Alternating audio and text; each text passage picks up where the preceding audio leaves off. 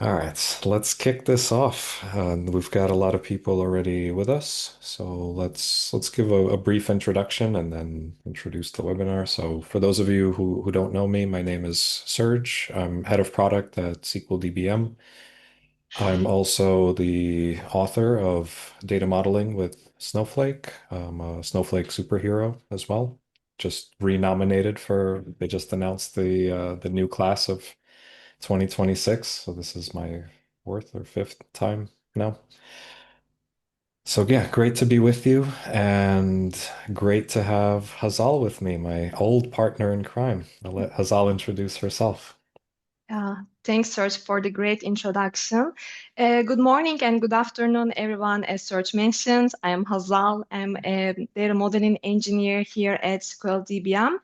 I work closely with our customers to help them implement and optimize their data models, workflows, and best practices, ensuring their requirements are fully understood and addressed. Today, Serge and I will talk about high velocity governance, and we will see how teams can move fast while keeping these standards clarity and consistency. Serge will bring his product leadership from the strategic side, and I will share my experience from customer success with a live demonstration. So together we will cover both strategic and practical sides of model governance. Yeah, very Fantastic. That's excited. why, yeah, I'm really excited to do this webinar, especially with Hazal, because as we were saying before the call, we both come from a BI background, BI data warehousing. But working with SqlDBM gives us a really unique perspective because we don't just see one use case, like maybe even a consultant would do one project or a year or half a year, but we see what clients are doing and we get to speak with multitudes of them throughout the given week. And not only that, but we get to speak with them as they're coming onboarding to the tool, as they're checking in 6 months, 1 year later.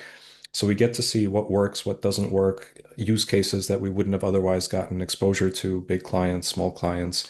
And Hazal works with customers much more in depth than I do. That's why I'm really, really excited to have her with us today because she can really speak to the practical use cases and what she's seeing in terms of what's the right formula basically for governance and for who, and is it one formula, is it multiple formulas? So it's going to be a great discussion, and we'll also dive in afterwards, and we'll do a quick demo of the features that we're talking about. So I'm excited. Yeah, All right. likewise, Serge. Thank you. And actually, right, you are head of product, so I'm also very excited to have this conversation with you from the product perspective. Okay, because the other day when I was, checking some LinkedIn posts, I saw a discussion around the governance. I was like, yes, I need to read this because this is what is next for us to do the webinar, right? This is the right topic. So what I saw as a discussion that was the word governance. Some of the people think about, access control or roles, permissions when they hear about the word of governance, while the other group of people think about metadata, documentation. And my question for you, from a product perspective, how do you define governance? And what do you think people usually get wrong about it? That's a great question. When I think about governance, I think about just mental bandwidth and cognitive load. When done right, cognitive load with through governance is non-existent. And to give you an idea of what I'm talking about, when you get in the car and you drive, a lot of times you go on autopilot and you're just cruising. And that's because there's a lot of governance that you're taking for granted. We drive on the right side or the left side, depending where you live. And there's stop signs, there's all sorts of signs that everybody respects. And when there's governance, you don't have to look around like an animal that's being pursued. Like, am I gonna crash? Is somebody gonna come the wrong way down the street? And it's the same thing with when it comes to data, that when there's conventions that are being followed and everybody understands why they're there for your safety, for making sure you don't have to ask, making sure you don't wonder, is this a one-way street or a two-way street? Everything's clearly marked, everything's respected. You're able to just get from point A to point B. And the word governance is scary. It means somebody has to impose laws. We all know what happens if you skip a stop sign or you run a red light or you speed and go over the limit. You can get in trouble. But again, we're talking about a basic set of standards and conventions that work for any given organization. I'm not saying you have to have this many rules or less or more rules, but it's something that we all agree to and say, let's just respect this so that we don't have to wonder and redefine the rules of the game each time and reinvent the wheel at every intersection. So high Right. level, it's this, but we'll look at specific examples as we look at some of the examples that Hazal has prepared for us during this webinar. Yeah, I mean, that's right. When you talk about applying those standards or, following the traffic rules, etc., this shouldn't slow the teams down, right? I mean, when you do follow all these rules and, standards, let's say, when you are driving, you can also obey the rules of the velocity, right? But you can also reach it or go a bit slower, faster, depending. There is a relation, in my opinion, when the things are done, how it has to be. Because I also heard about a conversation they were discussing around, yeah, about governance can makes the team slow down.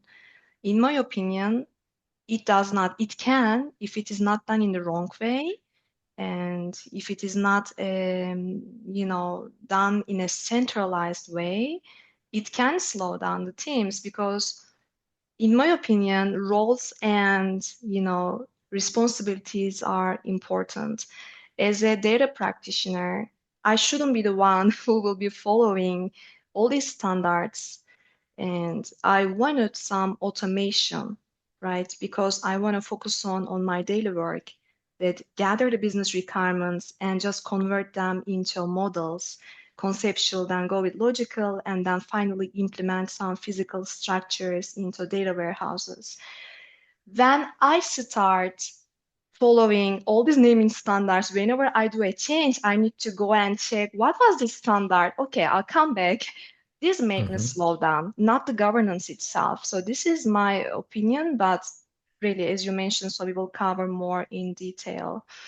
And also, whenever I talk about governance keyword with deals or customers, they sometimes get confused about governance that we have and data cataloging platforms, really dedicated platforms like Colibra, Alation, right? Mhm. And my question for you, how should organizations think about SqlDBM's governance feature versus data cataloging, as mentioned, Colibra, Alation, or other platforms? And do they compete or complement each other?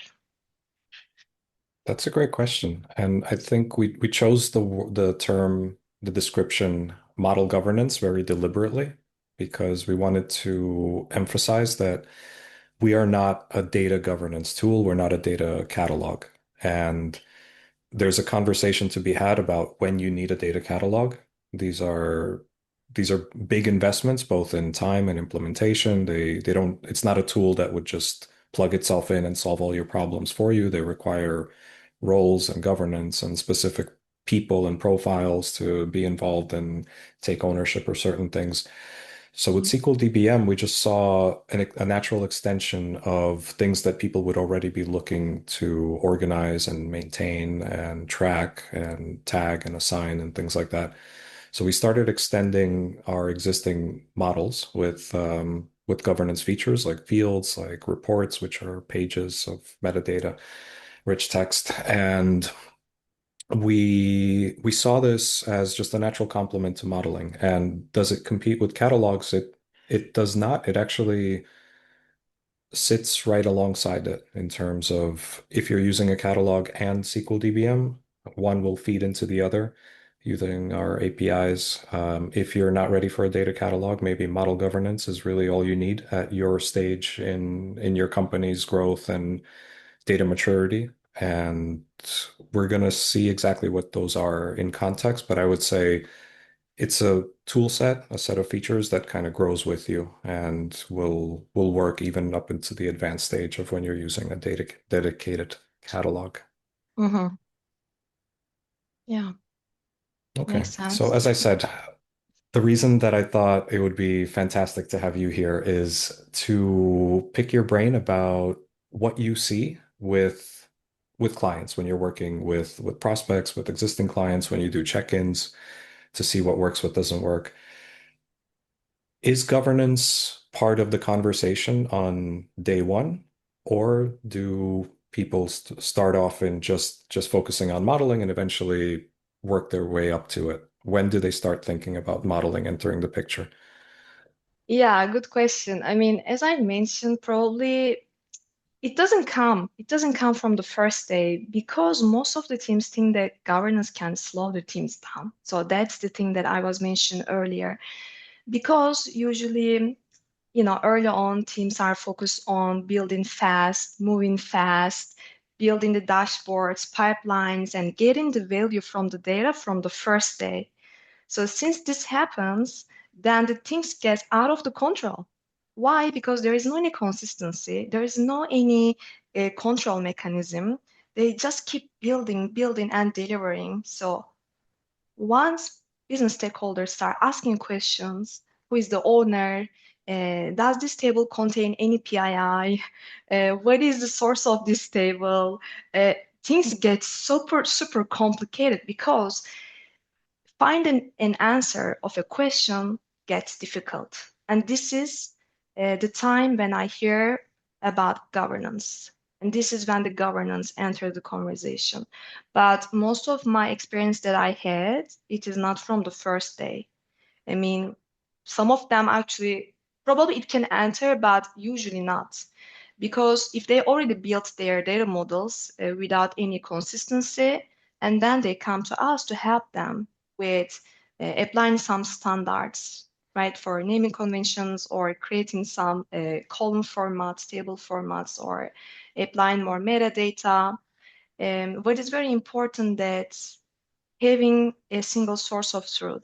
I mean, if you are gonna define a business description of the data, because the data is already super technical itself, what we are doing is, or why we are doing this, not just for technical people. So somebody need to consume this, and everything needs to be very clear. So what we are missing, that it is a clarity, what we are missing, and most of the times that all this metadata lives in another place, could be Excel spreadsheets or someone's desktop. It is not accessible, not shareable, or Slack channels, or if the Hmm. team is small, it can live in people's minds, you know?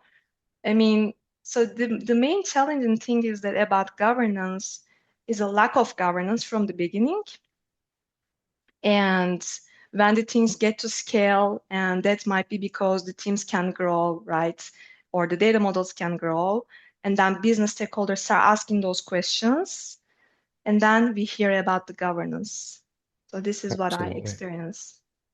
Okay. And when you engage with these clients and when I when you see successful use cases of governance being used right on teams that are successful, and when I say successful, let's say let's ignore how the actual company is doing and let's just focus on is the team growing their data landscape? Is the team adding more users to SqlDBM, whether those are consumers or more modelers or more departments are picking up the tool? So these teams that are by all signals growing and doing well, are there any common patterns you see in regards to governance that they're doing?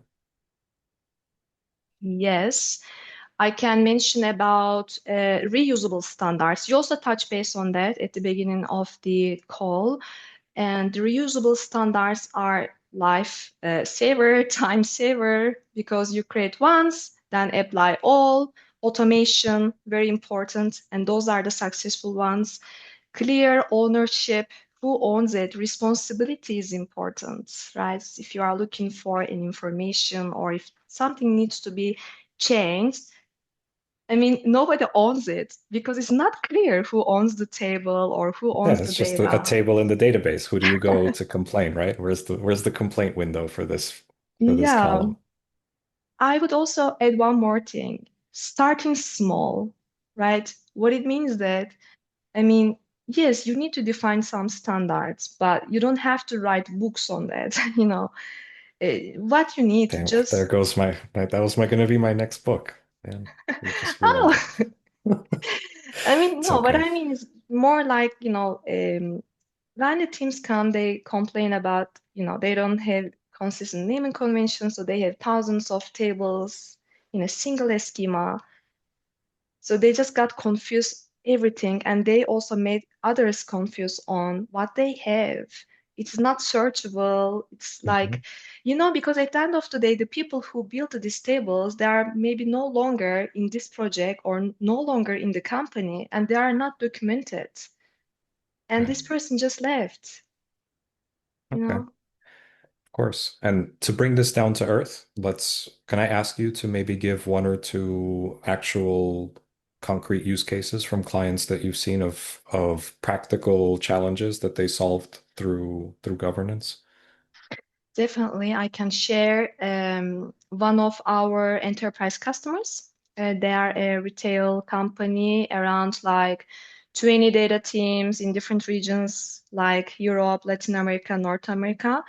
It was one of their challenges, I would say, but also my challenge to help them because it was a very large team and like every large companies, they had a problem with inconsistency, their naming conventions, and their central governance team had difficult times to check each region if they are following the standards. So they don't even have only one standard for each region, or even for each team. They had several of them, and there was no any automation. So the central governance team had a lot of manual thing to do, and there was a bottleneck and we did apply our global standards. So they were able to create those reusable standards at the account level and then assign projects could be created for each region or several regions can have different group of projects and with that, the central governance team saved a lot of time, not repeating the same thing or being worried about which region is following what type of standards or not. So everything handled through SqlDBM. And we didn't only save the governance time, we also saved data practitioners' time. Because as I mentioned earlier, that I see this so often, even I experienced this in my previous role when you build something, you have to do it how it is written in the book, right? I Hmm. mean, I want to focus on just translating the business requirements into technical sides because, I don't want to get slowed down because I have to check everything, the naming conventions. Okay, this is important, but can platform do it for me, please? We are Yeah, in exactly. 2026 and we have AI, like so many things. So this is how we actually help them. I mean, I said this was a very uh, large company for me to onboard, and it was a very good learning path as well for both sides. So we also learned from each other. This was a real use case scenario, and that was a real success with the global standards. Yeah. Absolutely. Okay, so let's not keep people in suspense. Let's show them what global standards are and what they look like and how they work. Do you want to share your screen? Yes, I'll do it. This is the part that I enjoy most, actually. All right. Okay, so you should be able to see my global standards. Could you please confirm? Yes. Yeah. Perfect. Well, for those never seen this panel before, I'll just mention what it is. So this is a standards panel where users can go and create standards for different project types. Could be for Snowflake, Databricks, BigQuery, or Oracle, also for logical projects. So we have these options. And then what happens? You can create a standard for a specific project type for different use cases and start mapping the project. So we'll talk about it, but the important part is the content of this standard. So how we will make the process in a way that we can automate and save the others time and not redo the things again and again. So one of my customer came and told me, we need to apply some naming conventions for a physical project that needs to be uppercase, but when it comes to logical one, then I want to make it sentence case. Okay, let's do it once and let's make the other ones use the same pattern for all physical and they're all logical projects. All right. And the next was giving some name mappings. Imagine you have one view, one table in Snowflake or Databricks, how you would differentiate it if there is no certain naming convention. So you can just call your view with underscore v, or you can define some naming conventions for your constraints, etc. This would also make the standards happen in terms of prefixes, suffixes, or any naming convention that needs to be applied. And glossary, this is my favorite part, by the way, because in the past, there was no any control mechanism for renaming the columns. You know, amount would be renamed to AMT, but just for physical project, you can do exactly the same only for logical project or not in use. Why this is important? But I can also use this as business dictionary.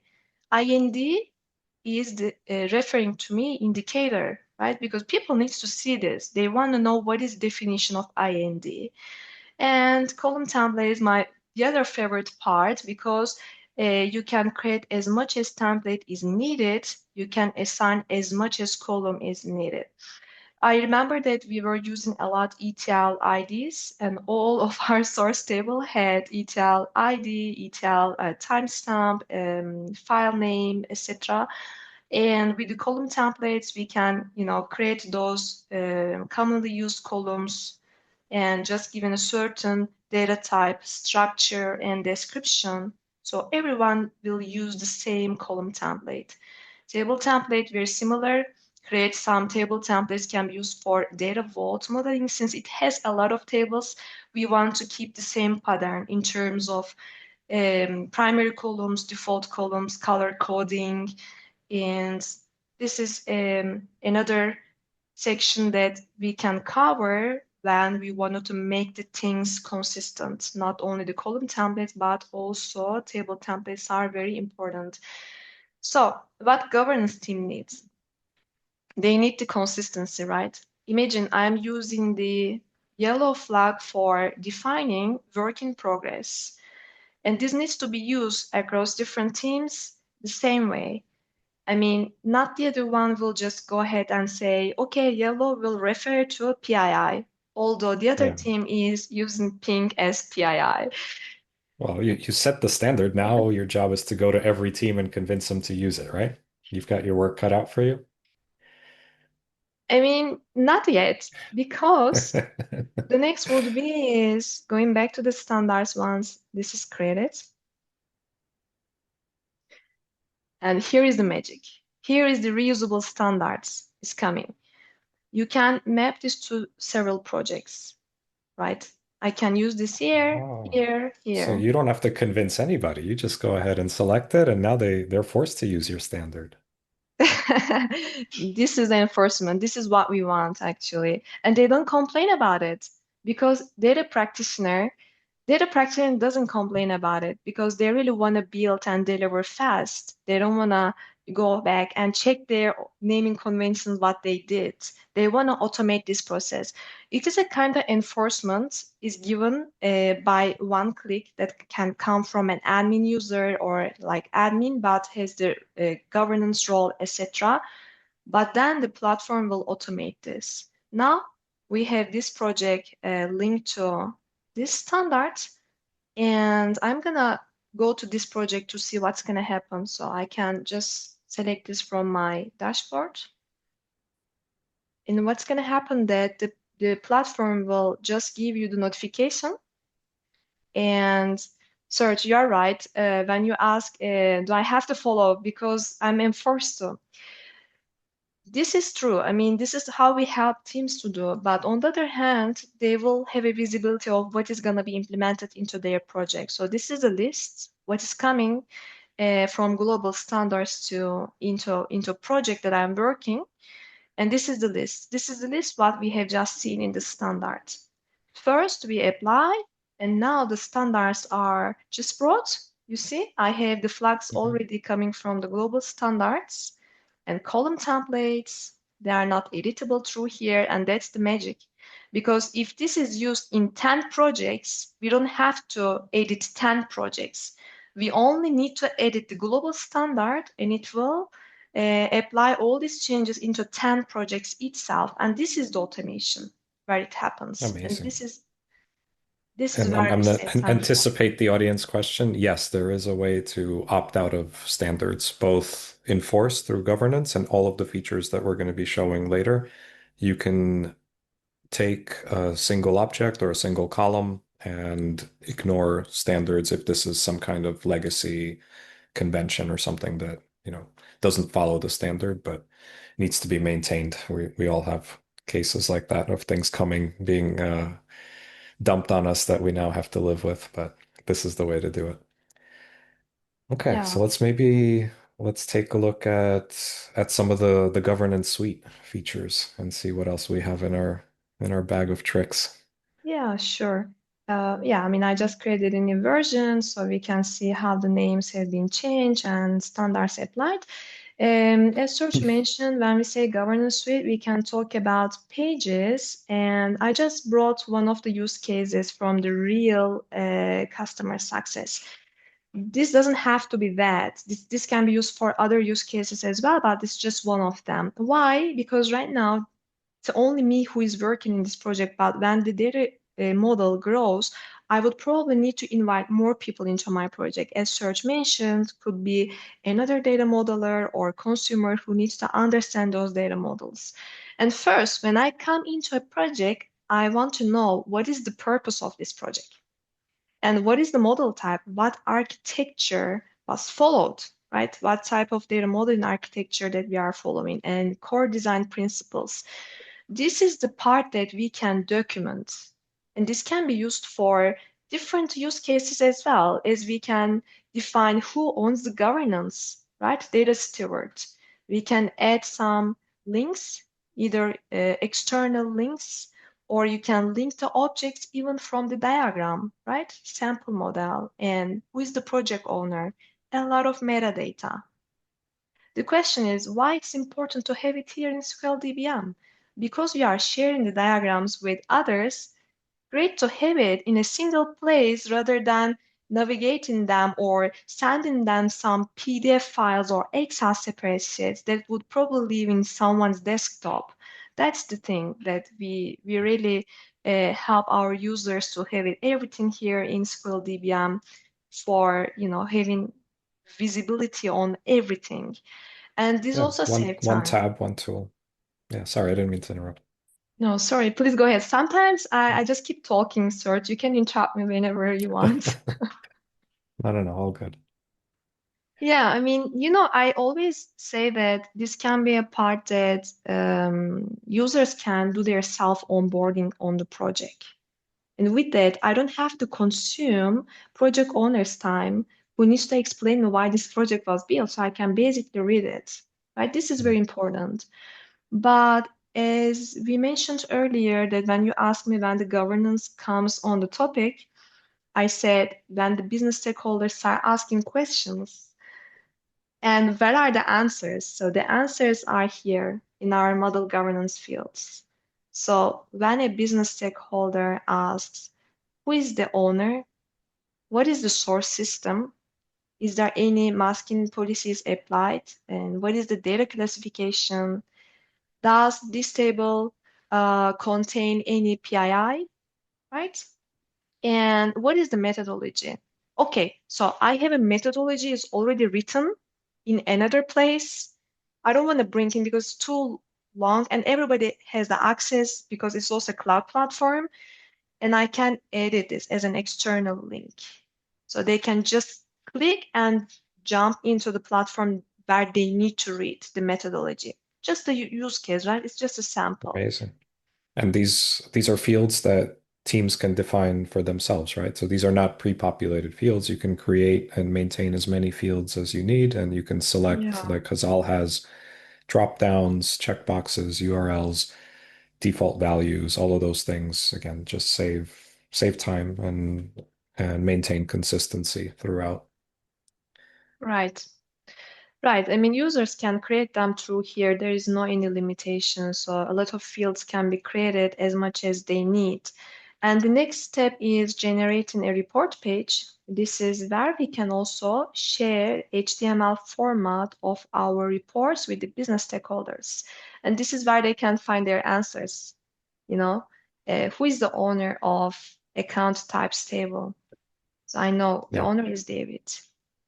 And And the this is important now shareable, right? With outside of the tool. You don't need to be logged into SqlDBM. I mean, there are parts that we can use like API to publish this and other, platforms, etc. Or we can share these using the URL, but they need to sign into platform first. Hmm. As you see, my initials are here. They need to sign in and then they can see the report. But if they don't want to sign in, they want to share this in other platforms, there are a couple of options also available, either export or embed those, either the diagrams using iframes that we mentioned and the visual information. When it comes to verbal, we can also use the API to extract all the metadata from SqlDBM. Also, you touch base on a great point that I also wanted to show it to our audience, is the integration that we have. As I said, if you can integrate with iframe, you can integrate those diagrams with Colibra, Purview, Alation, like all these similar platforms as Confluence.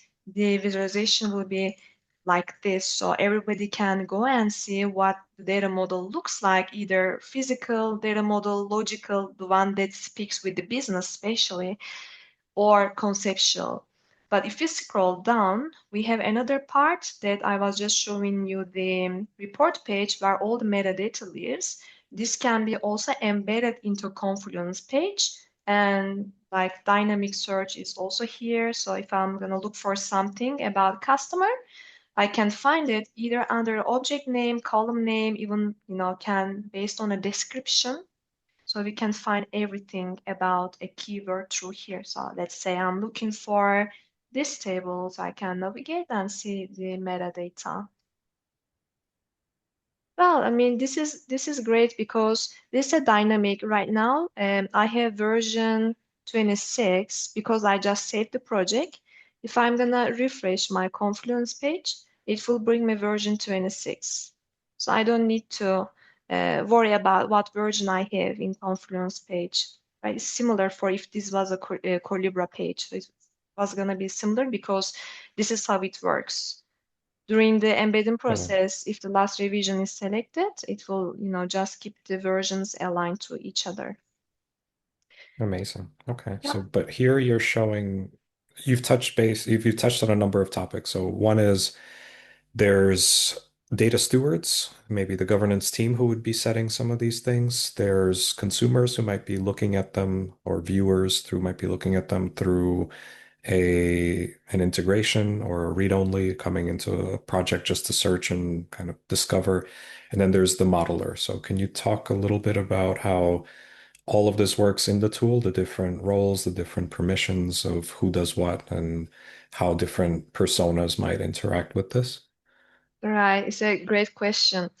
And when I say that we can create as much as fields we need, of course, someone needs to do it who is a dedicated person, and this person is called as governance. So we have a governance access to platform, and who handles this part and creates the pages and creates those additional fields, define the metadata or some metadata policies, generating the reports. And we do have another access, which is called modeler, who has the permission to edit the model and save the model, create a new revision. This is me, for example, who has different roles. So one person can have multiple roles as well. I have a modeler. That's why I can create a new version. I also have a modular, governance access. With it, I can create new fields as well. And the Okay. So consumer, sometimes they're the same role, right? And but not always. Sometimes you're the right. modeler is also the governance, but if we do want to separate them, we have the ability. Exactly. But most of the time, if the team is very small, only one person does this kind of things, right? I mean, who is modeling also brings the metadata, creates additional fields. But if we are talking about large teams, if the roles and permissions already define who does what, and then we are going to separate, you are the modeler, this is what you need to do. You are the governance, this is what you need to do in the platform. And as you mentioned, viewers. And viewers, I mean consumers, they are the business user. This is how we define in the platform. So we can share those projects, basically just hitting on the share. And so now I have you here with edit permission, but I can invite another person without giving an edit permission. So this person will have the view access who can see the data model and go to the view metadata and see all the related metadata fields on an object here in the diagram as well. Because when I'm asked, okay, I need to see the metadata, do I have to go to the database documentation all the time and search through here? No, you can go to your diagram, and while you are looking for something, or you wanted to see something more on the table, just hit on view metadata and see what all of these things about, right? And Of yeah, course, I these mean, things are fluid in the sense that you can be a modeler in one project and you can be a consumer and viewer in another project, especially as organizations get bigger and you're doing like a data mesh, data domain sharing type of setup where you frequently need to discover data sets and again, you don't own them, you're a viewer in that sense, but you might be building on top of them and consuming downstream. So it's another great use case. yeah. Serge, earlier we mentioned about reusable standards, but I also want to touch base on reusable data models. This is not very, it's a part of governance, but really it's not related to governance access. It's more for modelers. Hmm. One of the use cases that what I hear, if they are modeling master data, like dim customer, dim supplier, dim product, etc., those are the commonly used data models. So the question is, do I have to remodel this because I'm creating a new project from scratch? The answer is no, because we have the global objects. So once the project created as global, it's going to be visible global to everyone who can refer those types of projects into their local project. So I can just bring one example. Maybe I can select this one, and we can bring different object types, including views. If there was, other types of database objects, can be functions, etc. So I'll just bring one or two tables, see what's going to happen, right? I mean, this is coming from the project. It's called as RTM EDW sales. So we can create those relationships or do the things that we wanted to do, right? Those are the physical Yeah. relationships. So we can use these tables. So not only creating reusable standards, but reusable objects can be also used for saving time, Sure. for consistency.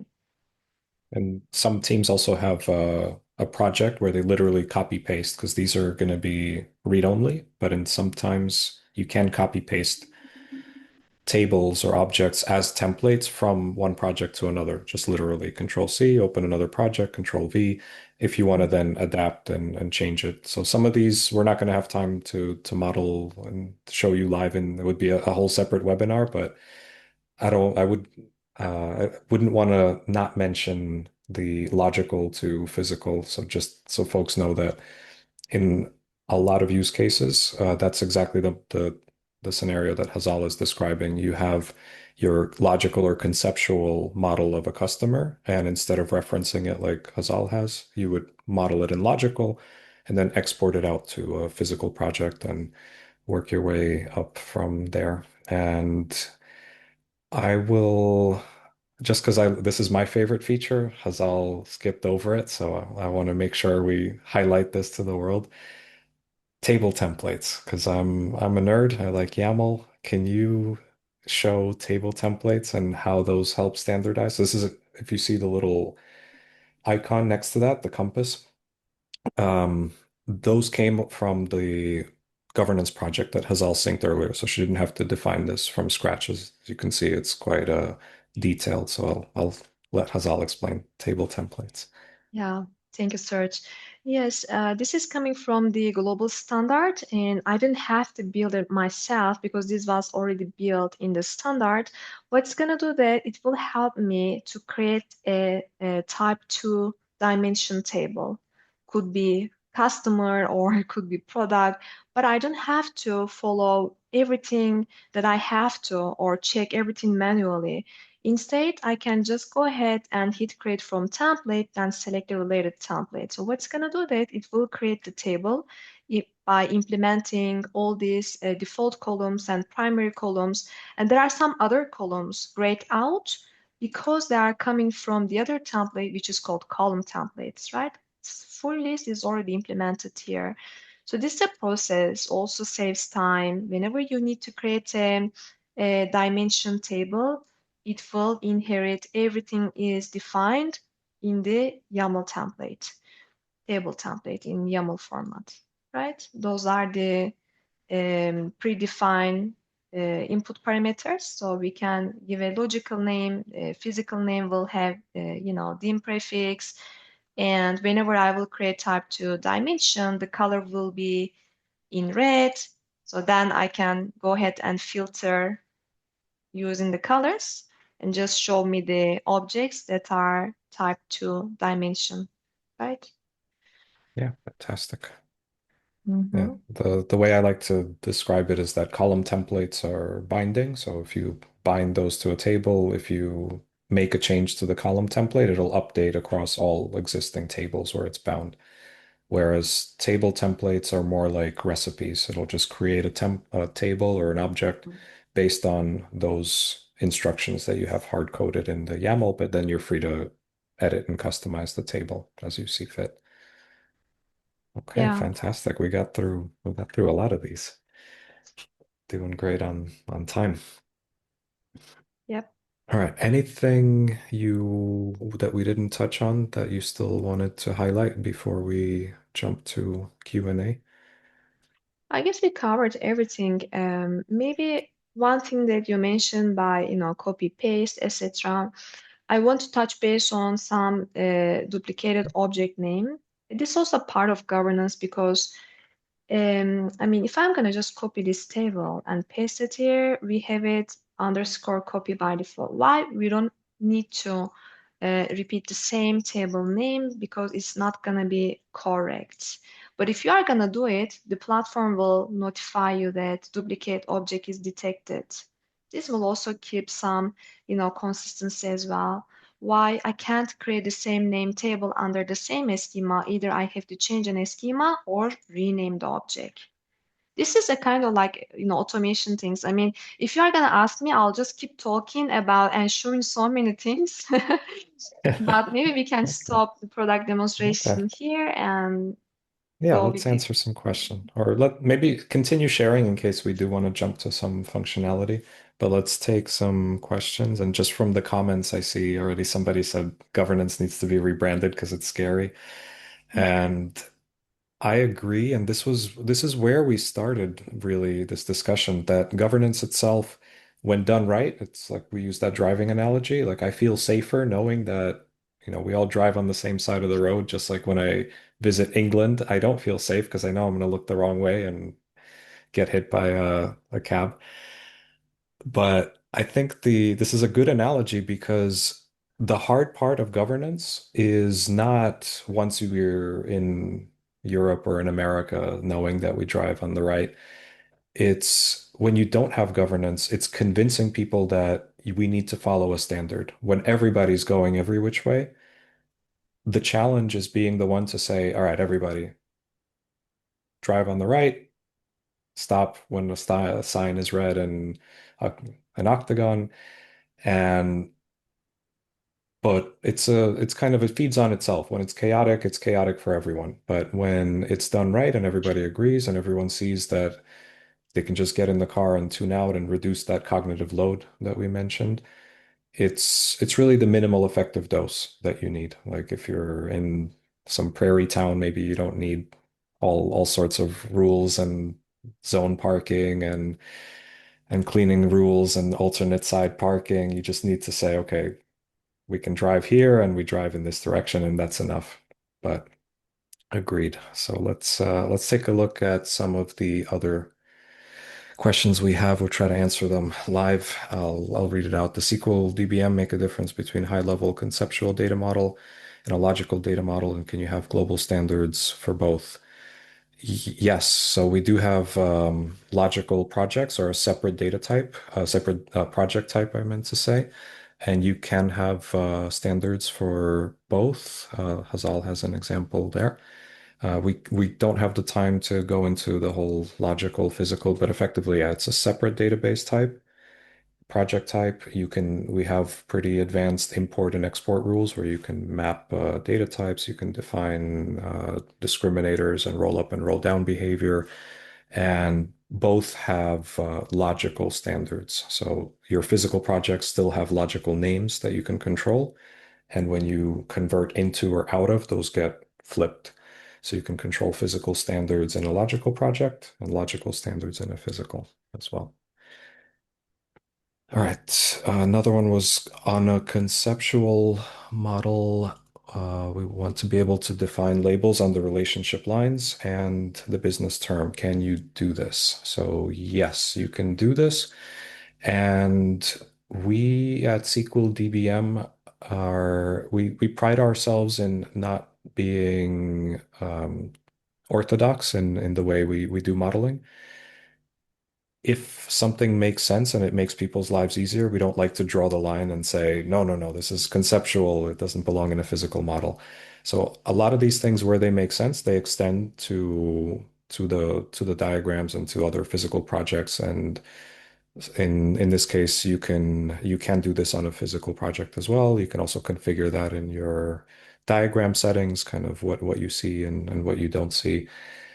You can use crow's foot notation or idefix notation, regardless of which project type you're in. So it's pretty flexible in that regard. And we did it in such a way that we even the purists are not offended. And I think we we drew a really good line between the two. And next one is the SqlDBM support data contracts. So open data contract standard and export a table to a data contract for an example.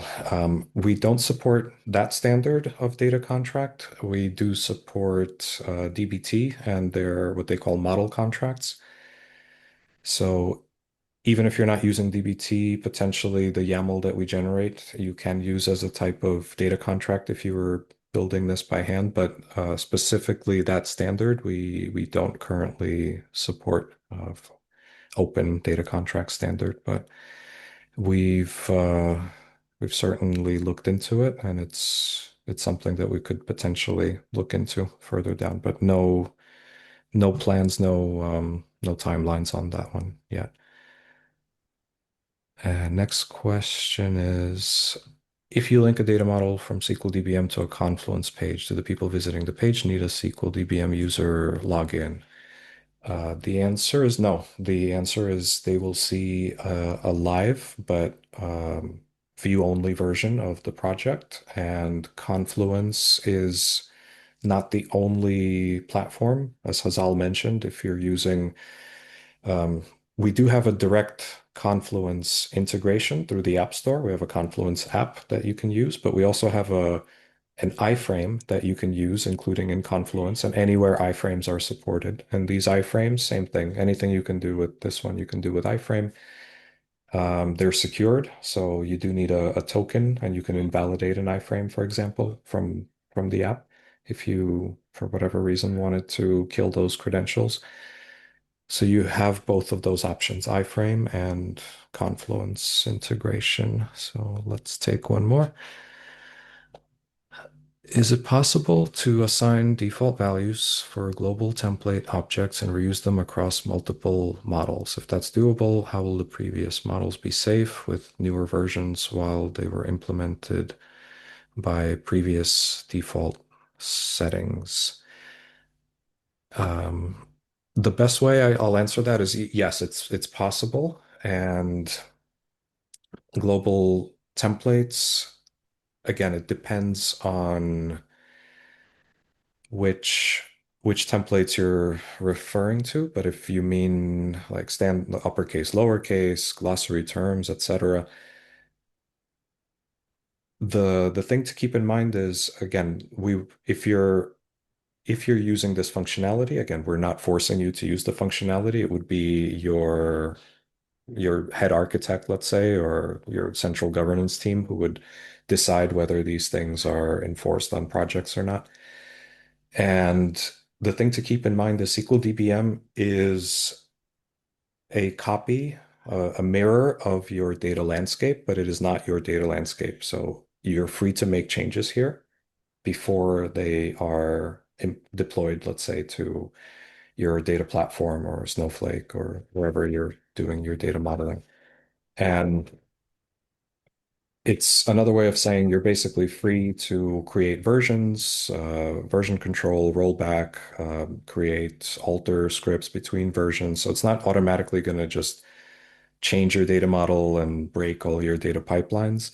It's going to alert you. It's going to let you look at what changed. It will let you choose when these things are potentially applied. Hazal is using just a basic kind of workflow where she's the only user in the project, but we do have branches and merges and all of these things that allow you to work in parallel, apply changes to a branch, and then decide when they merge to main, and then decide when main is deployed to the physical database. So you're safe in that regard, but the idea is to once you start using standards, and again, there's standards within a project, there's global standards, so you can decide which dose of standards is right for you and your team and build your workflows accordingly. Okay, those were column templates. Yeah, so column templates, same thing, specifically for column templates.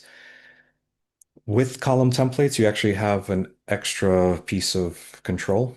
You can apply a column. For example, if you show column templates for a second, Sure. the column template itself has two settings. You can automatically set it to apply to new objects or not, or you can manually apply it to all existing objects. Let's say if you just created it yesterday and you wanted to retroactively apply it, you can do that or not.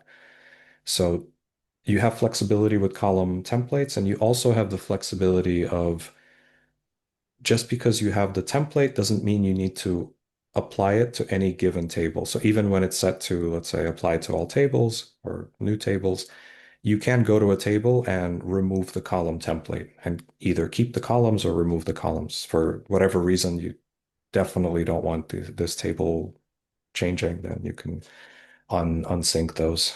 Okay, and next questions. Are there any public available data model objects like SAP ECC? You can use them.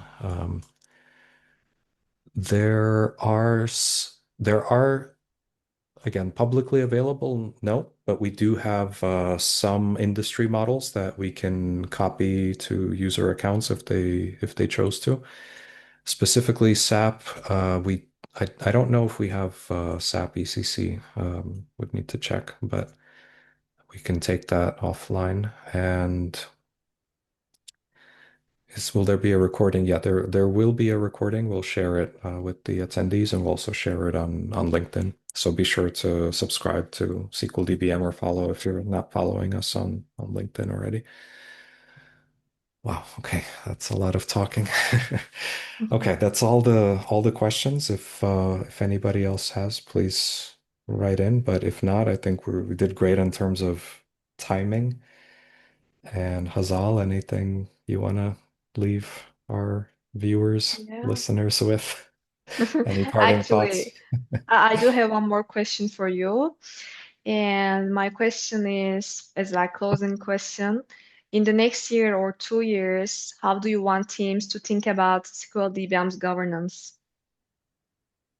That's a great question. I think I want them to think about it exactly like the way that you were thinking about it, that you want it to be there and working for you, not against you, and seamless and just reducing your manual work, both physically and also mentally, of having to remember and keep track and validate. So some of the things that we're going to automate in the coming well, throughout this year will be one of the big features that we're really excited about is automated or reviews and approvals for merges. So this is something that you can set up basic rules to say, like, if it's only certain metadata has changed, like automatically merge and approve and merge this change request. Otherwise, have a designated approver review a merge and only push it forward in that instance. We're going to be pulling more of our metadata, like fields, into governance as well. So right now, the fields that Hazal shows are not part of global standards, but they will be. So you can enforce the fields and specifically say, okay, we have this column for owner, we have this column for PII across projects. And there's a lot more. Like, I guess we're almost out of time, so I can't go through the whole roadmap, but it's effectively just what I was saying earlier about making governance work at the maturity and the data maturity of the team, to basically making it a fully fledged governance solution for teams that need it and are then able to upgrade to a data catalog once they outgrow it, or maybe not. Maybe they'll see that what SqlDBM offers is a lot. So that's the idea of just having something that fills every need and doesn't constrain people, allows people to expand and outgrow it, or definitely um, definitely fits the needs of, I would say, most mid-sized to enterprise teams on its own. Thank you, Okay, sir. sure. Um, let's end it here. Thank you, Hazal, so much. This has been wonderful. I'm glad you came along. Much more fun together instead of me Yeah. talking for an hour. Really Thank you, appreciate sir. you. Likewise. Okay, Yeah, it was my pleasure. Thank you. sure. All right. Thanks, everyone. Take care.